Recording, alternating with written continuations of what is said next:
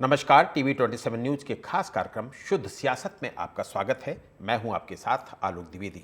भारत पर 17 बार हमला करके लूट मचाने वाले महमूद गजनवी के भांजे और उनके सेनापति सालार मसूद गाजी के नाम पर संभल में लगने वाला मेला आखिरकार बंद कर दिया गया।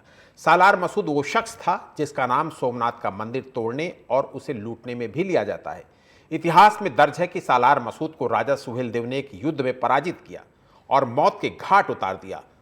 होना तो यह चाहिए था कि राजा सुहेलदेव की वीरता को याद करके उनके नाम पर या उनकी याद में उत्सव मनाने वाला मेला लगना चाहिए था, लेकिन संभल में हर साल होली के बाद आक्रांता सालार मसूद के नाम पर नेजा मेला का आयोजन होता है। वैसे तो नेजा शब्द के कई अर्थ होते हैं, उनमें से एक अर्थ भाला या बर्छा भी है। तो संभल में सालार मसूद के उसी भाले या बर्छे को संस्कृति का प्रतीक बनाकर मेले का आयोजन होता रहा है। इस बार हिंदू संगठनों ने आक्रांता की याद में लगने वाले मेले के औचित्य पर सवाल उठाया तो प्रशासन की नींद खुली और नेजा मेले पर प्रतिबंध लगा दिया गया। यह मेला इस साल आज ही यानी कि 25 मार्च को ही लगना था। हालांकि प्रशासन ने पहले ही इस मेले को अनुमति देने से इनकार कर दिया था, पर एहतियात के तौर पर सतर्कता बरतते हुए आज सुबह से ही प्रस्तावित मेला स्थल में भारी संख्या में फोर्स तैनात कर दिया गया और वहां मेले के लिए पहुंचने वाले छोटे बड़े दुकानदारों को बैरंग लौटा दिया गया। ऐसा पहली बार हुआ है कि आक्रांता की याद में लगने वाला मेला नहीं लगा। बात केवल संभल की ही नहीं, सालार मसूद गाजी की याद में बदायूं, श्रावस्ती, बहराइच और भदोई में भी मेलों का अलग अलग समय में आयोजन होता है।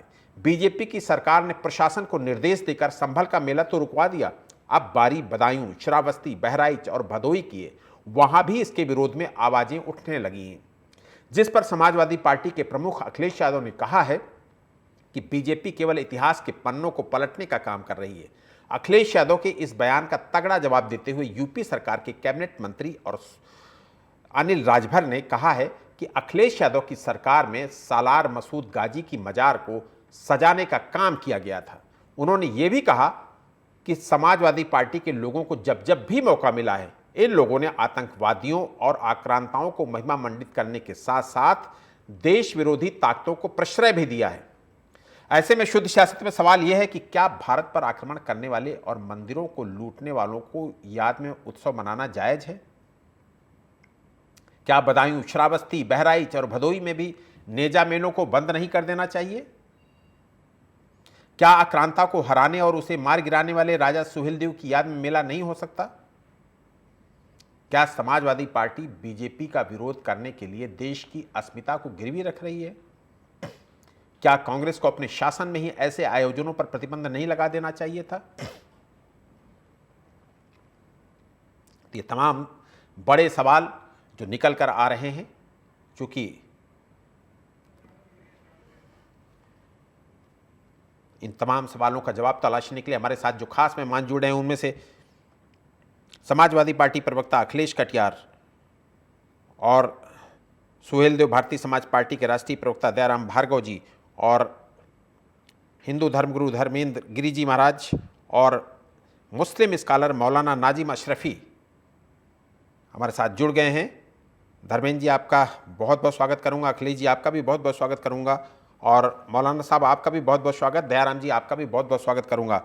और सबसे पहले तो समाजवादी पार्टी से ही अखिलेश जी, अखिलेश कटियार जी, आपको मेरी आवाज आ रही है? हाँ लोग जी, आ रही है, बताएं। अखिलेश कटियार जी, क्या समाजवादी पार्टी अल्पसंख्यकों का पक्ष लेने के लिए देश के गौरव से समझौता कर लेगी? क्योंकि ऐसे एलिगेशन, ऐसे आरोप आप पर लग रहे हैं। आलोक जी, ये सवाल मुझे नहीं समझ आता कि ये सवाल आपको कहां से जायज लगता है कि अल्पसंख्यकों का पक्ष रखने के लिए। भाई, ऐसा तो है नहीं कि अल्पसंख्यक समाज के लिए हम कुछ ऐसा कर रहे हैं। अल्पसंख्यक समाज या कोई भी समाज, हम सिर्फ ये कहना चाहते हैं कि भारतीय जनता पार्टी जिसकी सरकार है वो देश को आगे ले जाने के लिए काम करे। हम आप उस मुद्दे पे बात करें जिन मुद्दों पे भारतीय जनता पार्टी ने सरकार बनाई है। आप ऐसा उलझा के रखना चाहते हैं, कभी गाजी, कभी औरंगजेब, कभी संभल, कभी बहराइच।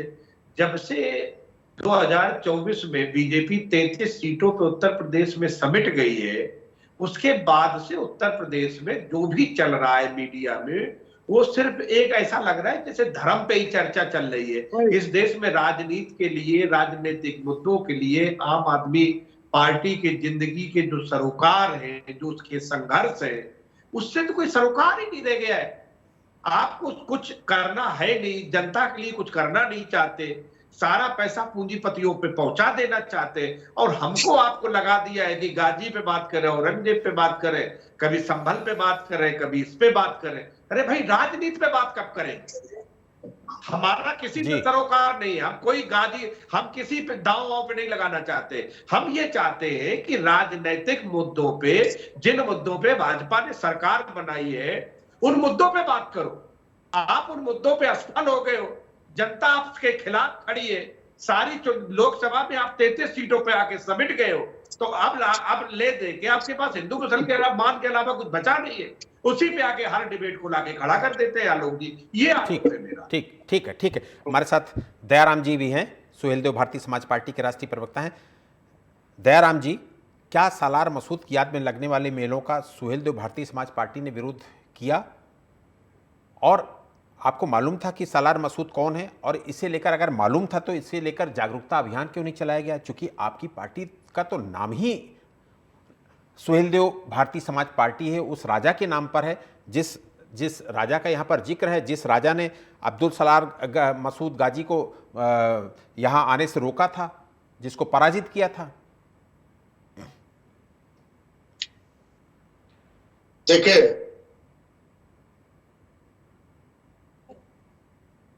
आलोक भाई, सभी पैनलिस्टों को बहुत बहुत धन्यवाद, नमस्कार। महाराज सुहेलदेव राजभर, जिनकी जीवनी राजभर समाज, ये देखिए, ये मेरे द्वारा छपवाई वही किताब है। 1990 में अखिल भारतीय राजभर संगठन का मैं राष्ट्रीय महासचिव हुआ करता था। उस संगठन के उस समय राष्ट्रीय अध्यक्ष हुआ करते थे जो बहुजन समाज पार्टी में पूर्व विधानसभा अध्यक्ष थे, स्वर्गीय सुखदेव राजभर जी। चाहे रामचंद्र राजभर हो, चाहे सुखदेव राजभर हो, बब्बन देव राजभर हो, जितने भी तमाम हमारे राजनीतिक विभिन्न दलों में रहे हैं, उन्होंने इस स्वीकृति को, मेरे इस पुस्तक को उन्होंने इसको जाना।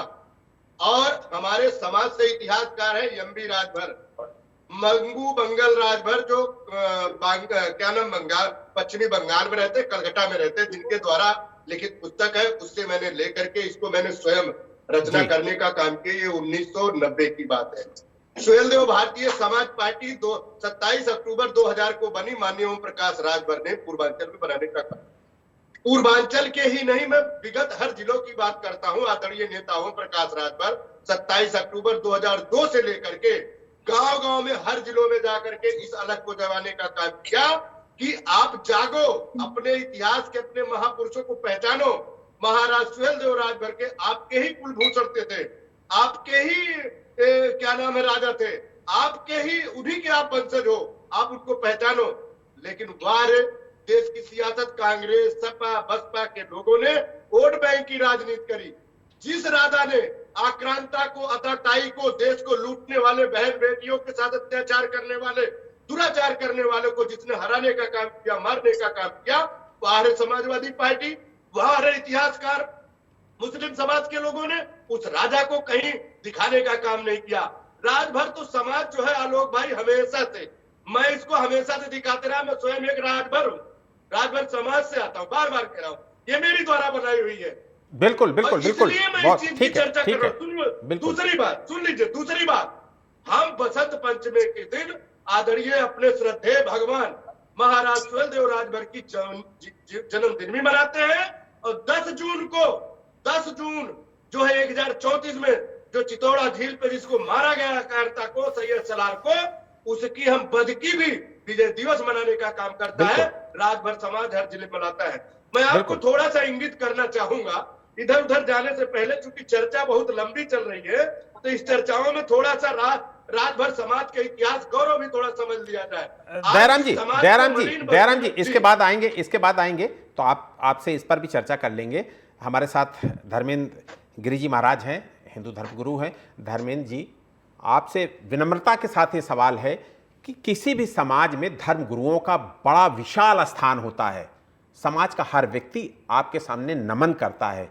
आप लोगों का फर्ज नहीं था कि देशद्रोहियों के बारे में बताया जाए और देश के लोगों को अवगत कराया जाए कि ये देशद्रोही है, जिन पर उर्स किया जा रहा है, जिन पर मेले लगाए जा रहे हैं, नेजा मेला जिन पर हो रहा है। आप लोगों की तरफ से कभी इस तरीके की बात निकल कर आई नहीं? देखिए, लंबे समय से, जब से आजादी के बाद से कांग्रेस का लंबे समय राज रहा है। कांग्रेस की विचारधारा तो इस्लामीकरण करना और देश में इस्लामीकरण फैलाने का दायित्व रहा है। तो जब हम लोगों को, जब हमारे जो भी धर्मगुरु थे, अब शंकराचार्य स्वरूपानंद जी जो अभी नहीं है, उन्होंने दो हमारी मठ कब्जा लिए। तो सरकार ने, तो आप जिनकी चर्चा कर रहे हो, साधु संतों की या धर्माचार्यों की, उनके ऊपर अपना कब्जा कर लिया। तो वो तो उसी मानसिकता के अनुरूप कार्य कर रहे थे। तो ऐसी आवाजें तो उठाना दूर, वो तो जितनी ज्यादा से ज्यादा मंदिर की जगह मस्जिद बनाना, मजारें बनाना, उस पर जोर दी जा रही थी कांग्रेस सरकार में। लेकिन आज जब सनातन धर्म की जो पताका है, भारत ने पूरे विश्व में जब लहरा रही है, और महाकुंभ के बाद तो इसको पूरा विश्व पूरी भली भांति जान चुका है, तो ऐसे समय में अब हम संविधान के अनुरूप वो सारे कार्य करेंगे बिल्कुल जो भारत के और सनातन धर्म के हित में हो। हमें किसी का अहित करने की आवश्यकता नहीं है। लेकिन जिस प्रकार अभी गाजी का जो नेजा मेला, जो गाजी की याद में या सम्मान में लगाया जाता है, ये बहुत ही, मैं तो कहूँगा, दुर्भाग्यपूर्ण। भारत की धरती पर किसी भी आक्रांता का ना तो वहाँ कब्र होनी चाहिए, ना इनकी मजार होनी चाहिए, और किसी तरह का नामो निशान ही मिटा देना चाहिए अगर भारत को सुख और शांति चाहिए।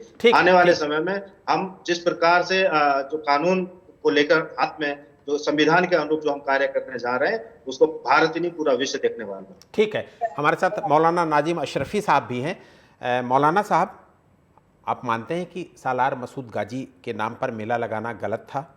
वो एक आक्रमणकारी और एक आक्रांता अत्याचारी था।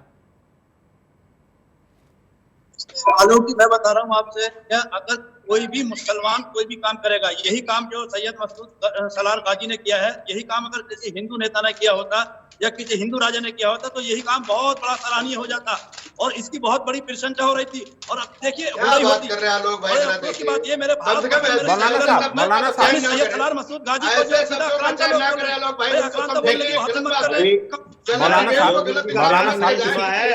जो किसी का भाषण नहीं, किसी मंदिर को तोड़ना की धरती पर कोई भी मुस्लिम आक्रांता का अगर पक्ष लेगा, वो भी देशद्रोही कहलाएगा। ठीक है, ठीक है। अशरफी साहब, मौलाना साहब को अपनी बात रखने दीजिए। दयाराम जी, आपसे जवाब लूंगा इस पर। मौलाना साहब को अपनी बात रखने दीजिए। इन्होंने कहा मुसलमानों के मज़ारात को यहाँ से मिटा देना चाहिए। है किसी के अब्बा में हिम्मत मुसलमानों को और मुसलमानों के मज़ारात को मिटाने की? मिटा कर देखो, हम भी देखेंगे कैसे मिटा दोगे तुम हमें। अरे जब आप औरंगजेब की बात, मुझे लगता है मौलाना साहब आप गलत ट्रैक पे जा रहे हैं। मौलाना साहब नहीं, आलोक सुनिए, आप जब औरंगजेब की बात करते हो 49 साल, नहीं, पाकिस्तान अपनी, पाकिस्तान को तुम चले जाओ, तुम्हारा पाकिस्तान है, हमारा नहीं पाकिस्तान है, हिंदुस्तान हमारा। मौलाना साहब आप गलत ट्रैक पे जा रहे हैं। मौलाना साहब आप गलत ट्रैक पे जा रहे हैं। देखिए आलोक जी, मेरी बात सुनिए। जब आप औरंगजेब की बात करते हैं, 49 साल राज करने के बाद जब कोई हिंदू यहाँ से खत्म नहीं हो सका, तो मुसलमान को कैसे खत्म कर देंगे ये लोग? कौन खत्म करने की कौन बात कर रहा है? ये बात आई कहां से? कौन खत्म करने की बात कर रहा है? किसने कर दिया? संत जी ने, इन्होंने कहा कि मुसलमानों के सारे मज़ारात को मिटा देना चाहिए और मुसलमानों को यहाँ से भगा देना चाहिए। नामो निशान मिटा देंगे। पहले सुन लिया करें, काम साफ करा लीजिए। जो अब आज मुस्लिम आक्रांता है, उनका नामो निशान भारत की भूमि से मिटा दिया जाए। आक्रांताओं को मौलाना साहब आक्रांता ही है। मौलाना साहब आक्रांताओं की बात हो रही है। आक्रांताओं की बात हो रही है। आलोक जी, एक सेकंड। भारतीय जनता पार्टी के पास कोई एजेंडा नहीं है। आप मुझे बताइए, इन बातों को करने से कहीं मेला लगने या न लगने से कौन सा देश का विकास हो जाएगा? कौन से देश की तरक्की हो जाएगी? सब देश की तरक्की और विकास को दबाने के लिए सब हिंदू मुस्लिम को लड़ा के और इस तरह की बातें करने का ये तरीका है। और जो लड़ाना चाहते हैं हमारे भाइयों को आपस में, वो भी आक्रांता ही है। उनको आप आक्रांता मान लीजिए, क्योंकि इस देश के टुकड़े टुकड़े करना चाहते हैं, इस देश को खत्म कर देना चाहते हैं वो लोग। आज तुम जिसको बोल रहे हो ना, तुम्हारे पुरखे दादा भी हिंदू ही थे। आज बिल्कुल ठीक है। धर्मेंद्र गिरी जी मुसलमान थे, तुम्हारे दादा मुसलमान थे, तुम्हारे दादा मुसलमान थे। सबसे ज्यादा मुसलमान इतिहास को पढ़ा करो, इतिहास को पढ़ा करो। गले मुर्दे उखाड़ने की हमें जरूरत नहीं है। बीती बात को नहीं पढ़ रहे, हम जो हाल में हो रहा है उसको पढ़ रहे हैं। हमें पढ़ने की जरूरत नहीं है, पढ़े पैदा हुए, ठीक है, हम पढ़े हुए हैं, हम मुसलमान हैं, हम मिलने ईमान है। यहाँ पर हिंदुओं के ऊपर अत्याचार आक्रांता कोई भी है, मुस्लिम मत कहिए, मुस्लिम मत कहिए। आक्रांता हिंदू है, मुस्लिम हो, सिख ईसाई हो, आक्रांता को आक्रांता कहिए, मुस्लिम नाम लेकर आक्रांता मत कहिए। आप होती है, शर्म नहीं आती आपको? आक्रांता का प्रशंसक रहने योग्य अरे नहीं कोई भी है। आक्रांता उसको आक्रांता कहिए, मुस्लिम का नाम लेकर जोड़ कर आक्रांता मत कहिए। आक्रांता जो भी हो, ठीक है, ठीक है, ठीक है धर्मेंद्र जी, ठीक है, ठीक है, ठीक है। मौलाना साहब आपके पास आऊंगा। अखिलेश कटियार जी से। अखिलेश कटियार जी, आप विकास की बातें करते हैं, आप बीजेपी पर बहुत सारे एलिगेशन लगाते हैं, लेकिन मैं ये जानना चाहता हूं कि औरंगजेब की बात कहां से निकल कर आई? महाराष्ट्र की धरती से अगर औरंगजेब की बात निकली तो अबू आजमी के मुंह से निकली। राणा सांगा को लेकर अगर कोई बात निकली, विवादित बात निकली, तो वो भी समाजवादी पार्टी के सांसद के मुंह से निकली। तो ये लगता नहीं कि आपके नेताओं को संयम बरतना चाहिए बोलने में? समाजवादी पार्टी से हमारे नेताओं को संयम बरतना चाहिए। एक पत्रकार के सवाल के जवाब में उन्होंने वो जिक्र किया था आलोक जी, और जब इस देश है कि अशरफी साहब, मौलाना साहब, अखिलेश जी की बात पूरी हो जाने दीजिए। अखिलेश जी की बात पूरी होने, अखिलेश जी आप बोलिए, अखिलेश जी आप बोलिए। मौलाना साहब आपके पास आऊंगा, मौलाना साहब आपके पास आऊंगा, अखिलेश जी की बात पूरी होने दीजिए। आप हम लोग पिछले 2 साल की बात ले लें, 3 साल की, जब से बीजेपी का एक दूसरा टर्म बना है, इन 3 सालों में जितनी डिबेट किसानों के आत्महत्या पे नहीं हुई होगी, जितना परीक्षा और पेपर लीक होने पे उतनी नहीं हुई होगी, उससे 10 गुना ज्यादा हमने औरंगजेब पे बात की है मीडिया के मित्रों के साथ। क्या यही है भाजपा का असली मामला? हमने पिछले, आलोक जी आप भी एक लंबे समय से पत्रकारिता कर रहे हैं, बहुत बड़े पत्रकार हैं, जनता के मुद्दे पे कब डिबेट की थी आपने? जनता के मुद्दों की गंभीरता को लेकर हमने कब बात की है? क्या हमारा आपका कोई दायित्व नहीं रह गया है? इस देश में हिंदू मुस्लिम के अलावा कुछ नहीं होगा क्या भाई? अब एक हर चीज की हद होती है। किसानों को खाद नहीं मिल रही है, उनको पानी नहीं मिल रहा है सिंचाई के लिए, स्कूल अब सैकड़ों हजारों की संख्या में आपने स्कूल बंद कर दिए, अस्पताल में दवाई नहीं है, बलात्कार लूट पीट की घटनाओं में बाढ़ आ गई है, और हम औरंगजेब और सलारगाजी में फंसे। भाई थोड़ा बहुत सामाजिक और राजनीतिक जिम्मेदारी हमारी आपकी आलोक की है कि नहीं?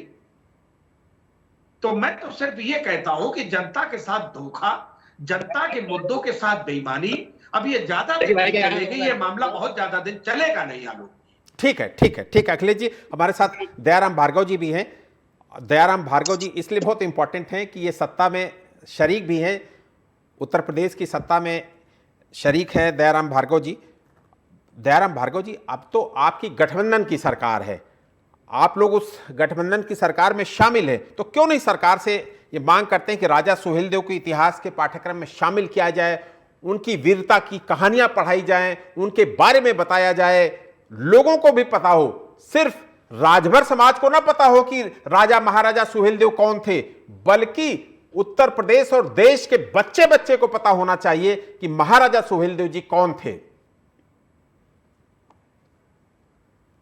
देखिए आलोक भाई, यही मैं बताना चाह रहा हूं कि आज के इतिहासकार तथा कथित जो लोग पूर्व के इतिहासकार, मैंने आपको अपनी जीवनी का 1990 का उल्लेख किया, तब से लेकर आज तक मैं अपने श्रद्धेय भगवान महाराज सुहेलदेव राजभर की जयंती, विजय दिवस दोनों मनाने का काम करता हूं।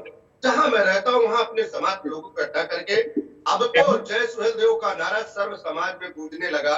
जब से 2014 के बाद आदरणीय मोदी जी देश के प्रधानमंत्री बने, 2017 के बाद योगी जी उत्तर प्रदेश में, मैं इस चीज की चर्चा इसलिए कर रहा हूं कि जब हम लोग मांग करते थे, सपा बसपा जब उत्तर प्रदेश में सरकारें रहती थी, हम कहते थे कि जहां महाराज सुहेलदेव जी की जो मूर्ति है वह गांव गांव में लगवा करके उनकी जीवनी को पढ़ाया जाए, किताबों में पुस्तकों में दर्ज करा करके बच्चों को ये बताया जाए कि देश के आक्रांता को, लुटेरा को किस तरह नस्तो नाबूद करने का काम किया, उनको मारने का काम किया।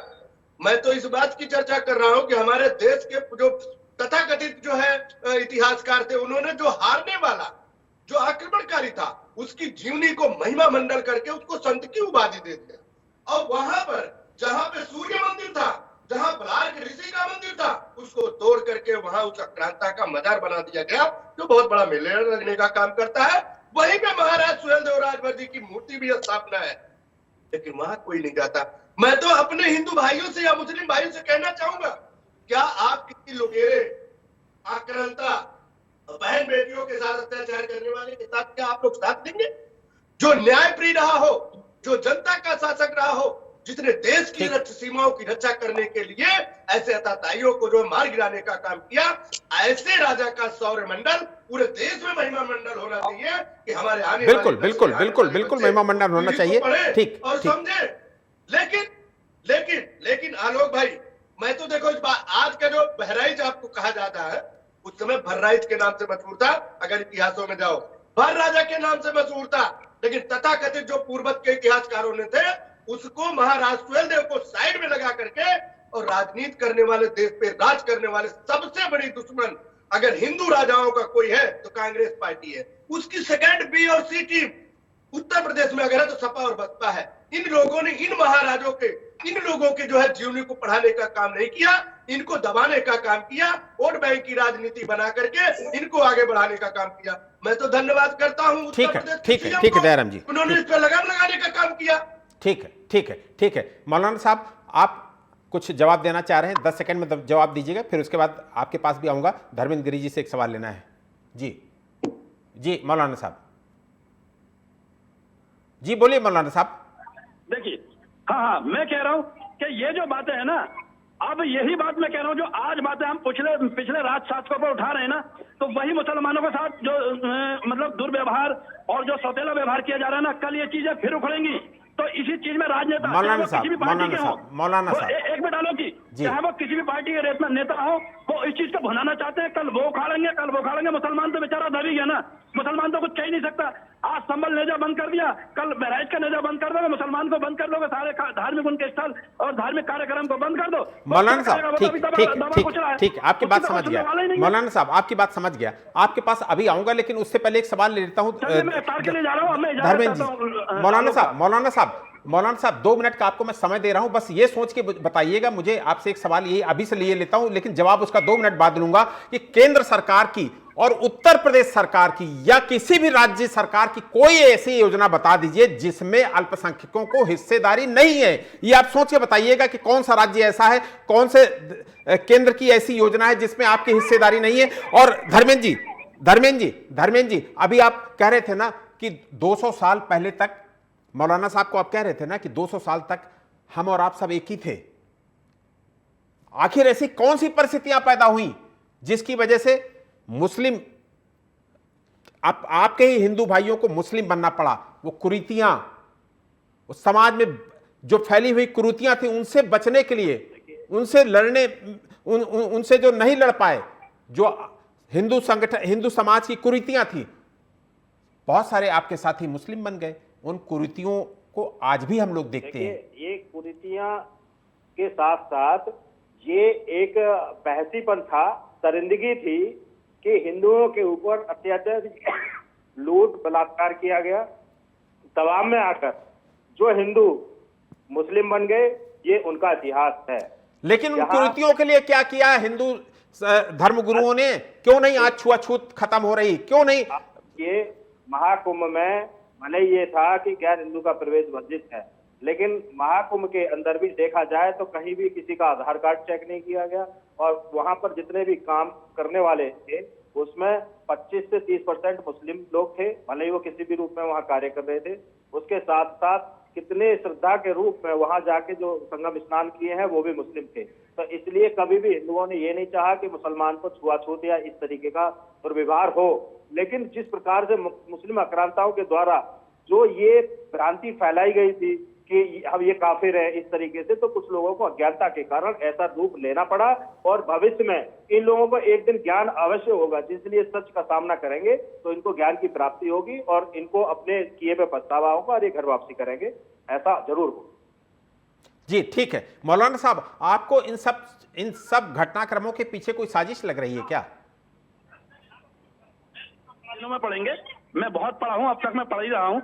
मैं आपसे बताता हूँ, मैं सब कुछ पढ़ा लिखा हूँ। आपने योगी मोदी जी की बात की क्या? केंद्र सरकार ने, राज्य सरकार ने अल्पसंख्यकों को क्या योजना का लाभ नहीं दिया? तो मैं बताता हूँ, मैं यही तो कह रहा हूँ, हमारे हिंदू भाइयों को भी ये चीज समझनी चाहिए। एक तरफ तो हमें खत्म करने की बात करते हैं, मुसलमानों को खत्म करने की बात करते हैं, दूसरी तरफ से मुसलमानों को, अल्पसंख्यकों को योजना का लाभ क्यों बचा रहे हैं? तो एक तरफा चाल चलिए ना, दो तरफा चाल करके खाली मुसलमानों को लाभ तो दे रहे हैं, ताकि वोट भी चाहिए, 4-5% वोट छिटक जाए, हाथ आ जाए तो अच्छा सरकार में आ जाएंगे, और सरकार में आ भी रहे हैं, वोट मिल भी रहा है। और एक तरफ से हिंदू वोट को लेने के लिए इस तरह के गलत बयानबाजी और गलत भाषणबाजी भी करेंगे। देखिए, कुछ नहीं है, सिर्फ राजनीतिक भाषणबाजी है, कोई नहीं हटेगा, ना कोई इस देश से जाने वाला है और ना कोई भेजने वाला है। अपने दिमाग में से हर आदमी बिल्कुल निकाल दे कि इस तरह की कोई बात होगी। बिल्कुल मैं कह रहा हूँ, बिल्कुल इस तरह से कोई कहीं नहीं जाने वाला, लेकिन हमारे भाइयों को समझना पड़ेगा, अपने कौम की, अपने मुल्क की, अपने देश की तरक्की के लिए सोचना पड़ेगा। सरकार से जवाबदेही बनती है कि आप विकास के बारे में बात कीजिए, इस तरह के हिंदू मुस्लिम करके लोगों के ऊपर राज करने की कोशिश मत कीजिए। राज तो आप वैसे भी कर ही रहे, कम से कम जीने तो दीजिए अब लोगों को। जी बस ये ठीक मेरा है, कहना है। ठीक है, ठीक। दयाराम जी, आपकी पार्टी से, आपकी पार्टी का जहां जहां प्रभाव है वहां पर हम लोग देखते हैं कि आपके साथ एक बड़े तबके में मुस्लिम वोटर्स भी जुड़े हुए हैं, मुस्लिम मतदाता भी जुड़े हुए हैं आपके साथ, चूंकि पूर्वांचल में आपकी पार्टी का विशाल स्वरूप देखने को मिलता है। क्या उस डर से आपने आज तक इस पर आवाज नहीं उठाई? क्योंकि आज से पहले तो हमने नहीं सुना कि सुहेलदेव भारतीय समाज पार्टी ने इस मुद्दे को उठाया हो कि वहां पर ऐसा क्यों हो रहा है और क्यों नहीं महाराजा सुहेलदेव को मान्यता दी जा रही है और उनका महिमा मंडन किया जा रहा है। वहां जाके जो संगम स्नान किए हैं वो भी मुस्लिम थे, तो इसलिए कभी भी हिंदुओं ने ये नहीं चाहा कि मुसलमान को छुआछूत या इस तरीके का दुर्व्यवहार हो। लेकिन जिस प्रकार उसके साथ साथ कितने श्रद्धा के रूप में वहां जाके जो संगम स्नान किए हैं वो भी मुस्लिम थे, तो इसलिए कभी भी हिंदुओं ने ये नहीं चाहा कि मुसलमान को छुआछूत या इस तरीके का दुर्व्यवहार हो। लेकिन जिस प्रकार उसके साथ साथ कितने श्रद्धा के रूप में वहां जाके जो संगम स्नान किए हैं वो भी मुस्लिम थे, तो इसलिए कभी भी हिंदुओं ने ये नहीं चाहा कि मुसलमान को छुआछूत या इस तरीके का दुर्व्यवहार हो। ठीक, लेकिन ठीक, जिस ठीक, प्रकार ठीक, उसके ठीक। साथ साथ कितने श्रद्धा के रूप में वहां जाके जो संगम स्नान किए हैं वो भी मुस्लिम थे, तो इसलिए ठीक है, कभी ठीक भी है, वक्त हिंदुओं हमें ने ये इतने नहीं की इजाजत देता है। धर्मेंद्र जी आपका शुक्रिया करूंगा, अखिलेश जी आपका भी शुक्रिया करूंगा, और दयाराम जी आपका भी बहुत बहुत शुक्रिया करूंगा, और मौलाना नाजिम अशरफी साहब आपका भी बहुत बहुत शुक्रिया करूंगा। सच तो यही है कि राजनीतिक दलों ने तुष्टीकरण के नाम पर आक्रांता की याद में ऐसे आयोजनों को होने दिया है। असल में मेला लगाने वालों को भी ये नहीं पता था कि ये मेला किसकी याद में लगाया जा रहा है, या जिसकी याद में लगाया जा रहा वो कौन था। अब जब इतिहास सामने लाया गया तो खबर है कि मुरादाबाद में नेजा मेले का आयोजन करने वालों ने ही खुद जिला प्रशासन से कहा है कि वो अब इस मेले का आयोजन नहीं करेंगे। इसे निश्चित रूप से एक अच्छी शुरुआत कह सकते हैं। शुद्ध सियासत में आज इतना ही। देश और दुनिया की तमाम बड़ी खबरों के लिए आप देखते रहिए TV 27 न्यूज़। नमस्कार।